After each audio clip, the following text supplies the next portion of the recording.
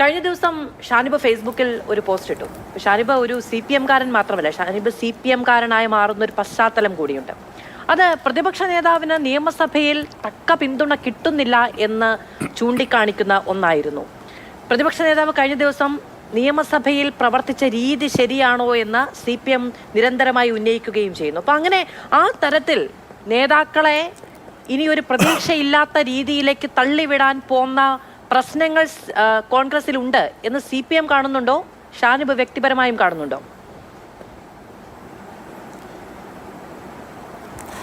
തീർച്ചയായും കഴിഞ്ഞ ദിവസം നിയമസഭയിൽ നമ്മൾ കണ്ട ഒരു ചിത്രം, എന്തൊരു അദ്ദേഹം പറഞ്ഞ വാക്ക് എന്താണ്, എന്തൊരു വൃത്തികേടാണ് കാണിക്കുന്നത് എന്നാണ് എൻ്റെ ഓർമ്മ. ഏതാണ് ഭാഷ എനിക്ക് ഓർമ്മയില്ല. എന്തായാലും അങ്ങനെ ഒരു പ്രയോഗം നടത്തി അദ്ദേഹം ഒരു പേപ്പർ ടേബിളിലേക്ക് വലിച്ചെറിയുന്നുണ്ട്. ഞാൻ വീഡിയോ തെമ്മാടിത്തരം കാണിക്കുന്നതാണ് പറഞ്ഞത്, അല്ലേ? തെമ്മാടിത്തരം എന്താണ് കാണിക്കുന്നതെന്നാണ് ചോദിച്ചത്.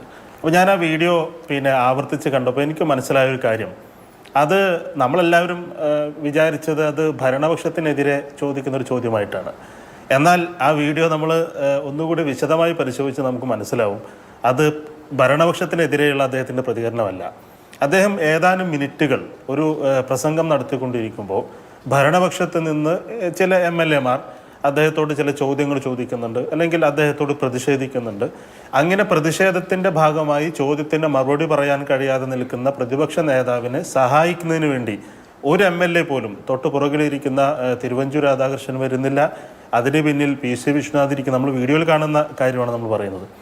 ആരും അദ്ദേഹത്തെ സഹായിക്കുന്നതിന് വേണ്ടി ഇടപെടുന്ന ഒരു കാഴ്ചയല്ല നമ്മൾ കണ്ടത്. അവസാനം അദ്ദേഹം തിരിഞ്ഞു നിന്ന് അദ്ദേഹം പറയാണ് ഇറങ്ങ് പ്രതിഷേധിക്ക് എന്ന് ആവശ്യപ്പെട്ടതിന് ശേഷമാണ് PC വിശ്വനാഥ് അവിടുന്ന് എഴുന്നേൽക്കാൻ തയ്യാറായത്.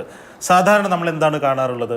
പ്രതിപക്ഷ നേതാവിന് അങ്ങനെ ഒരു സാഹചര്യം ഉണ്ടായാൽ സ്വാഭാവികമായും പിൻബെഞ്ചിൽ നിന്ന് അദ്ദേഹത്തെ സഹായിക്കുന്നതിന് വേണ്ടി MLA മാർ ബഹളം വയ്ക്കും, അല്ലെങ്കിൽ നടുത്തളത്തിലേക്ക് വരും, അല്ലെങ്കിൽ എഴുന്നേറ്റ് നിൽക്കുകയെങ്കിലും ചെയ്യും, അല്ലെങ്കിൽ കൈ ഉയർത്തി സംസാരിക്കാൻ ശ്രമിക്കുന്നത് കാണും. അപ്പോൾ പ്രതിപക്ഷ നേതാവ് പറയും, മിണ്ടാതിരിക്കാൻ പറയും, ഞാൻ പറഞ്ഞിട്ട് മതി എന്ന് പറയും. എന്നാൽ ഇവിടെ അങ്ങനെ ഒരു പ്രതിഷേധം പോലും ഉണ്ടാകുന്നില്ല എന്ന് പറഞ്ഞാൽ ഞാൻ മനസ്സിലാക്കിയെടുത്തോളം കഴിഞ്ഞ കുറച്ച് ദിവസങ്ങളായി ആ പാർട്ടിക്കകത്ത് നടക്കുന്ന കാര്യങ്ങളുടെ ഒരു പ്രതിഫലനം കൂടിയാണ്, അതിൻ്റെ നേർചിത്രം കൂടിയാണ് നിയമസഭയിൽ കണ്ടത്. അദ്ദേഹം തീർത്തും ഒറ്റപ്പെടുകയാണ്. ഏതാനും ചില MLA മാർ മാത്രമാണ് അദ്ദേഹത്തോടൊപ്പം ഉള്ളത്. എന്നാൽ ആ MLA മാർക്ക് ഇതിനകത്ത് ഏതെങ്കിലും ഒരു തീരുമാനമെടുക്കാനോ അല്ലെങ്കിൽ ഈ പാർട്ടിക്കകത്ത് ഏതെങ്കിലും തരത്തിലൊരു സ്വാധീനം ഉണ്ടാക്കാനോ കഴിയുന്ന MLA മാർ അദ്ദേഹത്തോടൊപ്പം ഇല്ല എന്ന് മാത്രമല്ല, അദ്ദേഹത്തോടൊപ്പം ഉണ്ടായിരുന്നു എന്ന് പ്രതീക്ഷിച്ച ആളുകളെ പോലും ആട്ടിയകറ്റുന്ന, ആരെയും ചേർത്ത് പിടിക്കാൻ കഴിയാത്ത, എല്ലാവരെയും ആട്ടിയകറ്റുന്ന CPM-ന്റെ ഔദ്യോഗിക പാനലിസ്റ്റാണ്, സ്പോക്ക് പേഴ്സൺ ആണ്. അതിനുള്ളിൽ നടക്കുന്ന ഇപ്പം സതീശനൊപ്പം MLA-മാരില്ല എന്ന് കടത്തി പറയാൻ കഴിയുന്ന ഇൻഫർമേഷനൊക്കെ ഷാനിബിന് കിട്ടുമോ? തീർച്ചയായും. ഞാനിപ്പം ഒരു കോൺഗ്രസുമായിട്ട് ഒരു ബന്ധവും ഇല്ലാത്ത ആളുകൾക്ക് പോലും ഇൻഫർമേഷൻ കിട്ടുമല്ലോ. അപ്പോൾ അതൊക്കെ ഇവിടെ ഇരിക്കുന്ന, എൻ്റെ പാനലിരിക്കുന്ന 3 പേരും മാധ്യമപ്രവർത്തകരാണ്. അവർക്കറിയാം എങ്ങനെയാണ് ഈ കോൺഗ്രസിനകത്തുള്ള വിവരങ്ങളൊക്കെ കിട്ടുന്നതെന്ന്. അവർക്കറിയുന്നത് പോലെ തന്നെ അതിനേക്കാൾ കുറച്ചുകൂടി കൂടുതൽ വിവരങ്ങൾ കിട്ടാനുള്ള സൗകര്യം ഇപ്പോഴും ആ പാർട്ടിക്കകത്ത്. ഞാൻ തെരഞ്ഞെടുപ്പിലൊക്കെ ഈ പാലക്കാട് ഉപതെരഞ്ഞെടുപ്പിൻ്റെ സമയത്തൊക്കെ എനിക്ക് കൃത്യമായി ആരൊക്കെയാണ് എന്നോട് സംസാരിച്ചിരുന്ന കാര്യത്തിൽ എനിക്ക് നല്ല ബോധ്യമുണ്ടല്ലോ. അതൊരു രാഷ്ട്രീയ മാന്യതയുടെ പേര് ഞാനതൊന്നും ഇപ്പോൾ പറയുന്നില്ല എന്നേ ഉള്ളൂ. അപ്പോൾ കോൺഗ്രസ് പാർട്ടി ഒരു സംഘടന എന്ന നിലയിൽ ഒരിക്കലും ഒരു സംഘടനയായി കാണാൻ കഴിയാത്ത തരത്തിൽ മുൻപ് നമ്മൾ പറഞ്ഞൊരു കോൺഗ്രസ് ഒരു ആൾക്കൂട്ടമാണ് എന്ന് നമ്മൾ പറഞ്ഞിരുന്നു. എന്നാൽ ഒരു ആൾക്കൂട്ടം പോലും അല്ലാത്ത വിധം ഏതാനും ചില കോക്കസുകൾ അവിടെയും ഇവിടെയുമായി നിൽക്കുന്ന ഒരു സംവിധാനമായി കോൺഗ്രസ് മാറിക്കൊണ്ടിരിക്കുകയാണ്. എല്ലാ കാലത്തും നമ്മൾ കേൾക്കാറുണ്ട്, തേക്കിൻകാട് മൈതാനത്ത് എത്ര തേക്കുണ്ട് എന്ന് ചോദിക്കുന്നത് പോലെയാണ് ജനാധിപത്യ പാർട്ടിയായ കോൺഗ്രസിൽ എത്ര ജനാധിപത്യമുണ്ട് എന്ന്. ഇന്ത്യയിൽ വേറെ ഒരു സംസ്ഥാനത്തും ഇല്ലാത്തൊരു സംവിധാനമാണ് ഈ രാഷ്ട്രീയകാര്യ സമിതി എന്ന് പറയുന്നത്. കേരളത്തിൽ മാത്രമാണ് ഈ രാഷ്ട്രീയകാര്യ സമിതി ഉള്ളത്. അതിൽ ആദ്യം അതിൻ്റെ യോഗം ചേർന്നിട്ട് 4 മാസം കഴിഞ്ഞിട്ടാണ് ഒരു യോഗം ആ പാർട്ടി ചേരുന്നത്. ആ പാർട്ടിക്കകത്ത് എന്ത് നടന്നാലും നമ്മളെ ബാധിക്കുന്ന പ്രശ്നമല്ല. എന്നാൽ പോലും നമ്മളൊരു ചർച്ചയുടെ ഭാഗമായി അത്തരം കാര്യങ്ങൾ കൂടി ഇവിടെ വിശദീകരിക്കേണ്ടി വരുന്നു എന്നുള്ളതാണ്.